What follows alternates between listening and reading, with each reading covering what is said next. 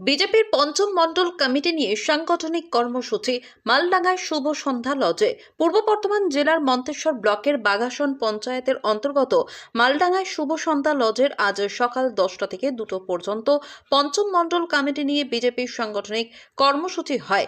এখানে উপস্থিত ছিলেন বর্ধমান জেলার বিজেপির সম্পাদক অভিজিৎ দা, পবন সাহা, ছত্তিশগড়ের সাধারণ সম্পাদক সাক্ষী গোপাল ঘোষ, ঝুলন হাজরা, প্রাক্তন বিধায়ক সৈকত পাঁজা এবং অন্যান্য বিজেপি সংগঠনের কর্মীরা। কর্মী সংগঠন শেষে বর্ধমান জেলার বিজেপির সম্পাদক বিশ্বজিৎ দা কি বললেন শোনাবো আপনাদের। মন্তেশ্বর থেকে কল্যাণ মণ্ডলের রিপোর্ট, MBS নিউজ। দুর্নীতি নিয়ে আর বলার কিছু নেই। পশ্চিমবঙ্গবাসী এই দুর্নীতিতে অতিষ্ঠ। এই একটা এমন রাজ্য সরকার, সব চোর দিয়ে চলে। অশিক্ষিত মূর্খ চোর তারাই হচ্ছে এই রাজ্য সরকারের অ্যাসেট। অনেক সচেতন হয়ে গেছে, আর ভুল করবে না।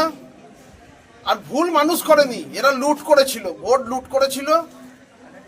ভুয়ো ভোটার, 2 নম্বরই ভোটার অস্থায়ীভাবে এখানে নিয়ে এসে ভোটার করা, এই SIR এর মাধ্যমে সেগুলো সমস্ত নির্মূল হয়ে যাবে।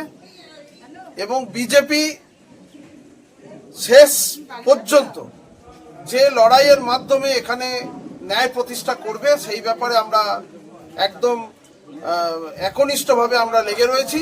সাধারণ মানুষের ভরসা আছে, একে নির্মূল হতেই হবে তৃণমূল সরকার। আজকে কোথায় মিটিং হলো? আজকে মন্তেশ্বরে। কে কে এসেছিলেন? এখানে আমরা সাংগঠনিক বৈঠকে এসেছি।